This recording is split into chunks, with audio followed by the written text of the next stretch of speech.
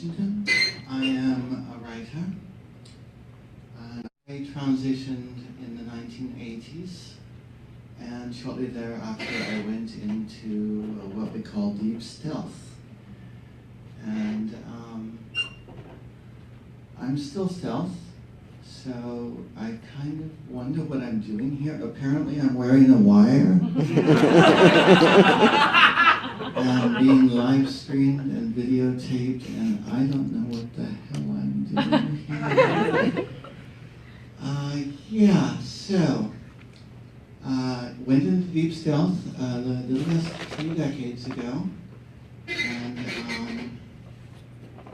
here I am for the first time in all that time, in public, saying, yes, I'm trans.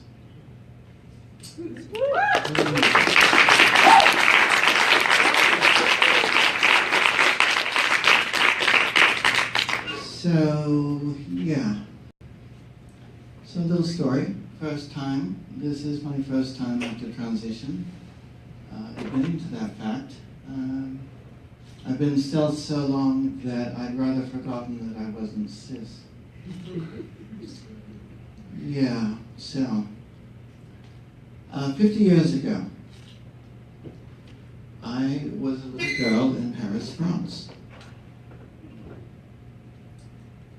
At that time, there was a small community of trans women in a neighborhood called La Place Blanche in Paris. It's near the Moulin Rouge, if you know where that is. And they came from all over Europe to the Place. I think I'll stand there. No, I gotta be in the light. Okay. They came from all over Europe to be together in the neighborhood of La Place Blanche. They lived and worked together in mutual support when there was no other support at all. They survived primarily by sex work, and they bought their hormones on the street. They suffered oppression and jailing for being perverts and criminals. But despite that, they were able together to live their lives as women. Oh dear. As women against all odds. So, yeah. I remember being in La Place Blanche in the early 1960s with my mother. We may have brushed past these women. They may have paused to engage us because I was a rather pretty girl in my mid-single digits years. I had a rosy complexion and long strawberry blonde hair. And women used to coo over me and compliment my mother on her lovely daughter. Any cognitive dissonance out there yet? Yeah? Well, you see, my mother was rather unusual. She didn't know what my deal was. This is the early 1960s. She didn't know what my issue was. But only that I could not tolerate being a boy. And unusual woman that she was, she kind of went with that and made my life as easy as possible. Given the times, there wasn't any help for children then, but not like now. But yeah, that worked from about age 4 till about age 12. Something happened around age 12. I'm not going to talk about that. So that was 50 years ago. This stage needs work.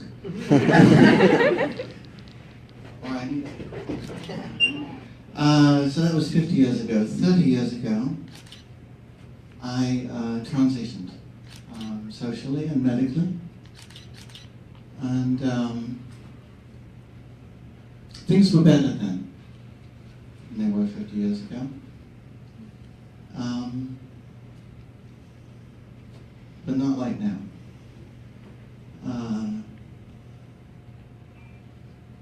Help was hard to find. It was largely semi-underground, and it was controlled by medical gatekeepers who had fairly specific expectations. For trans women, we were essentially, to get help, we had to present as stereotypical femme, heterosexual women on a fast track to surgery to so that was to get help, right? You had to have surgery to get documents, and you had to get documents to have a life. So that's what I did. About 3 weeks after I discovered that there was help, I started my real life test, as they called it.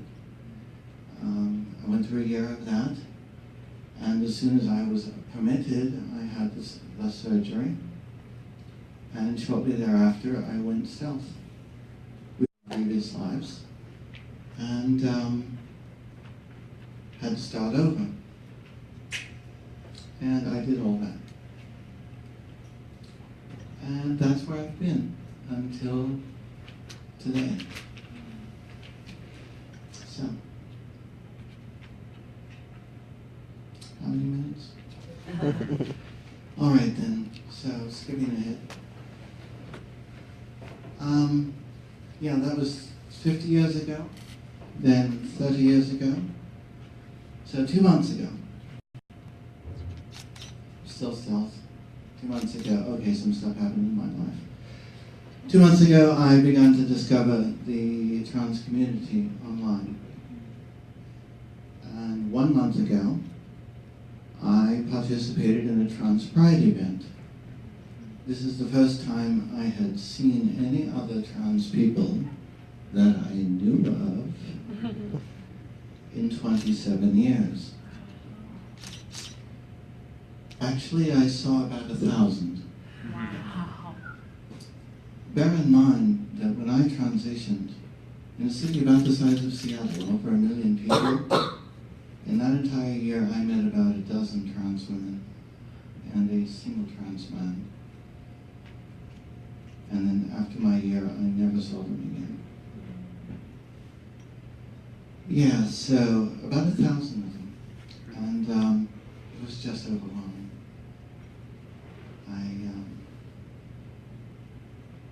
I was actually really scared. Almost as scared as I am right now. I wasn't alone. I wasn't alone. I was welcomed. I felt almost normal. I was just about the most normal woman there. And, well, I kept breaking into tears. But, yeah.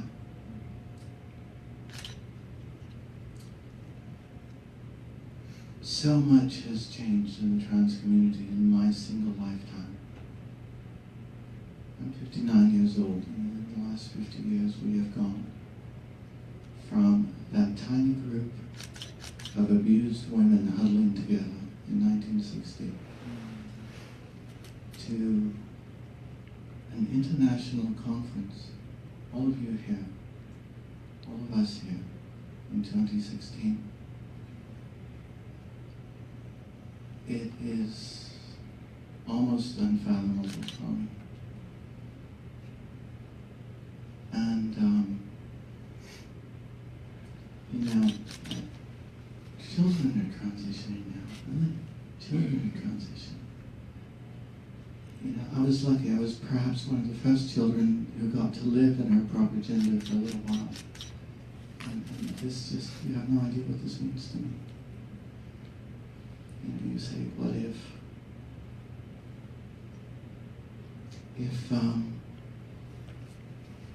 if some have it, if some are more fortunate today than I was 30 years ago, I have to acknowledge that I was so much more fortunate than those women in Paris 50 years ago. They had it so much harder than I did, and they paved the way for me to cross over in my time. And I have no regrets. I would do it all again in a heartbeat.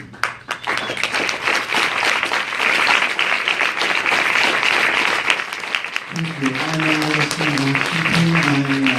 As I said, I'm a writer. I brought some copies of my stories for those interested. I have a few copies. I'll be available after the show.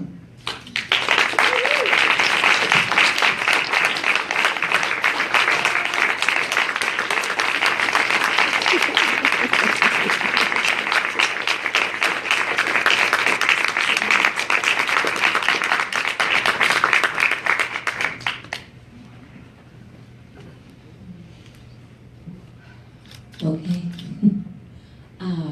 We're going to take a short break now.